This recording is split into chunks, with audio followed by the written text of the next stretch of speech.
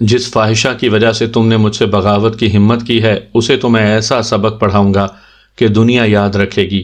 یہ شمشیر دادا کا تم سے وعدہ ہے۔ کبیر دادا اس کی بات کا جواب دیے بغیر خاموش کھڑا رہا۔ اس کے چہرے پر چٹانوں کی سی سختی چھا گئی تھی۔ شمشیر دادا کی دل سے قدر کرنے والے کے دل سے ایک دم وہ عزت و احترام رخصت ہو گیا تھا۔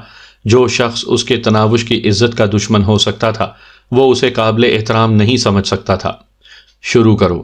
شہاب قصوری کی آواز گویا طبلِ جنگ تھا کہ جس کے بعد فریقین ایک دوسرے کو نقصان پہنچانے کے حقدار ہو گئے تھے۔ حاضرین میں فقط تناوش تھی جس کے لب مسلسل مناجات کے ورد میں مصروف تھے۔